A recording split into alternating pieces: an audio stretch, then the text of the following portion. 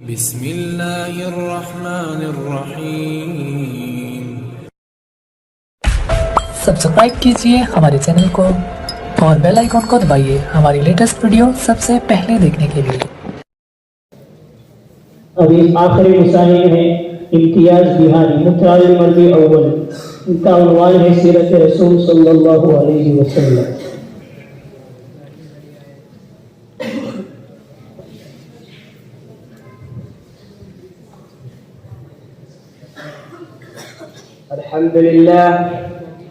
الحمد لله وكفى وسلام على عباده الذين اصطفى، أما بعد فأعوذ بالله من الشيطان الرجيم، بسم الله الرحمن الرحيم۔ قال الله تعالى: وما أرسلناك إلا مبشرا ونذيرا۔ صدر ذی وقار، قابل احترام حاضرین مجلس، مشرق اساتذہ کرام اور میرے ہم سفر ساتھیوں، آج کے اس مبارک مجلس میں میرا موضوع سخن سیرت رسول ہے۔ حضرات گرامی، میں اس بزم پربہار میں سیرت نبوی صلی اللہ علیہ وسلم کے متعلق کچھ عرض کرنا چاہتا ہوں، اس امید کے ساتھ کہ میرے باتوں کو بغور سنا جائے۔ میرے دوستوں، جب اسلام فاران کی چوٹیوں سے پھیلنا شروع ہوا اور آپ صلی اللہ علیہ وسلم اپنی روشنی سے دنیا والوں کو منور کرنے لگے تو باطل پرستوں میں کھلبلی مچ گئی اور ساری قوت و طاقت دل و دماغ نور اسلام کے بجھانے میں صرف کرنے لگے۔ راستے میں کانٹے بچھا کر، پتھروں سے دبا کر، تپتی ہوئی زمین پر سلا کر، آگ کے انگاروں پر لٹا کر، پھانسی کے پھندوں پر چڑھا کر، گھر بار اجاڑ کر پیارے رسول صلی اللہ علیہ وسلم کی آواز کو دبانے کی کوشش کرنے لگے، مگر حق کی آواز روز بروز بڑھتی ہی جا رہی تھی۔ حضرات، سن 7 نبوی محرم کا مہینہ ہے کہ مکہ کے تمام لیڈروں نے مل کر ایک میٹنگ کی۔ ابو جہل نے پوری قوم کو للکارا کہ اے مکہ کے غیور عربوں، جس کو ہم بچہ کا کھیل سمجھ رہے تھے وہ آج ہمارے دین اور عزت و آبرو کے لیے طوفان بن چکا ہے۔ جس دین کا چرچا محمد کر رہے تھے ان کے ماننے والوں کی تعداد روز بروز بڑھتی ہی جا رہی ہے، ہمارے خداؤں کی توہین کی جا رہی ہے، جھٹلایا اور ٹھکرایا جا رہا ہے۔ اس لیے اے عرب کے بہادروں، اب پوری طاقت سے آگے بڑھو، ورنہ وہ دن دور نہیں کہ مکہ سے ذلیل و خوار ہو کر نکلنا پڑے گا۔ ابو جہل کی تقریر نے پوری قوم کو گرما دیا، طرح طرح کی تدبیریں پیش کی گئی، مگر بڑی دیر کے بعد یہ ہولناک تدبیر پاس ہوئی کہ محمد اور ان کے ماننے والوں کو بالکل بائیکاٹ کر دیا جائے، ان سے خرید و فروخت، لین دین، سلام و کلام بالکل بند کر دیا جائے۔ چنانچہ ایک عہد نامہ لکھ کر خانہ کعبہ کی دیوار پر لٹکا دیا گیا۔ یہ پوری قوم کا فیصلہ تھا، اس کے خلاف کرنے کا کسی کو اختیار نہ تھا، کسی کی مجال نہ تھی۔ مسلمانوں کو شیر ابی طالب میں بند کر دیا گیا، راستے پر پہرے بٹھا دیے گئے۔ مسلمانوں میں بچے، بوڑھے، جوان، عورتیں سب تھی۔ کھانے کے سامان دھیرے دھیرے ختم ہو گئے، درختوں میں چھالے کھا کھا کر کاٹے چبا چبا کر دن کاٹنے لگے۔ صرف ایک دن کے لیے پابندی ایام حج میں ہٹا لی گئی۔ مسلمان گھاٹی سے باہر آ گئے، کپڑے پھٹ گئی، آنکھیں دھس گئی، قدم لڑکھڑا رہے تھے۔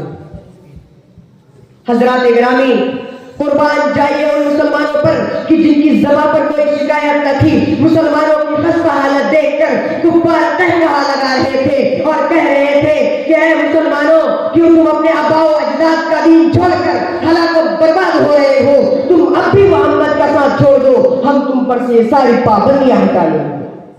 مگر مسلمانوں نے جواب دیا، اے کفار سن لے، ہم حق پا چکے ہیں، ہم دربار محمدی میں قرار محمد کر چکے ہیں، ہم پر اسرار محمد کھل چکے ہیں، انوار محمدی سے ہم فیض یاب ہو چکے ہیں، گفتار محمدی نے ہمیں محو کر دیا ہے، لہذا ہم طوفان سے ٹکرا سکتے ہیں، خون کا دریا بہا سکتے ہیں، آگ کے بستر پر سو سکتے ہیں، بھوک سے تڑپ تڑپ کر دم توڑ سکتے ہیں، مگر مصطفیٰ کی رسالت کا انکار نہیں کر سکتے۔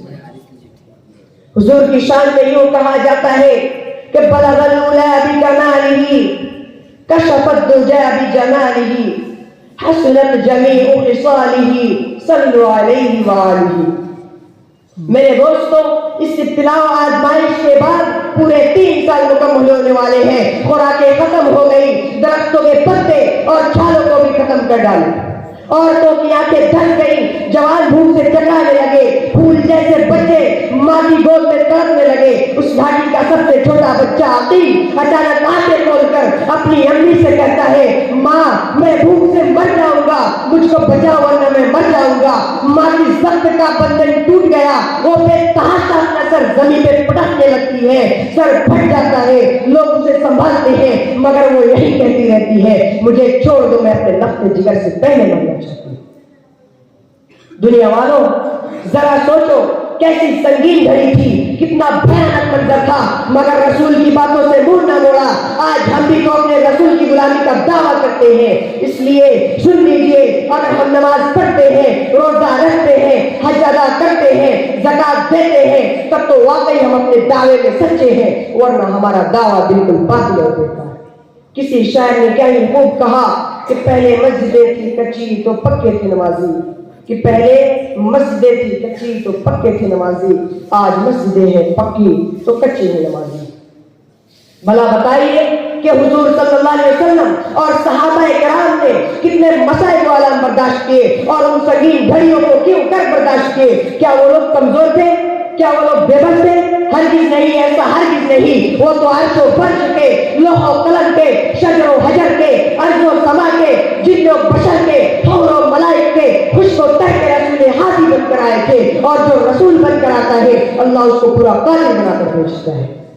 آپ صلی اللہ علیہ وسلم میں اتنی قوت و طاقت تھی کہ آپ صرف اشارہ کر دیتے تو پورا مکہ ہلاک و برباد ہو جاتا, پورے مکہ والوں پر پتھر برس جاتے. باہر کیا عقیل اور ان کی والدہ کو دیکھ کر مکہ میں کوہرام مچ گیا تھا. سرکار دو عالم صلی اللہ علیہ وسلم سجدے میں گرے ہوئے تھے. ابو طالب جو آپ کے چچا ہیں آتے ہیں اور کہتے ہیں, بھتیجے اب برداشت کی طاقت نہیں, اب تلوار چلانے کی اجازت دو. حضور نے فرمایا, انشاءاللہ آج ہم اس گھاٹی سے باہر نکل جائیں گے. مسلمان پورے 3 سال کے بعد آج دین و دنیا صحیح سلامت لے کر باہر آئے. ہمارا حال یہ ہے کہ ہم اس کا مذاق اڑاتے ہیں.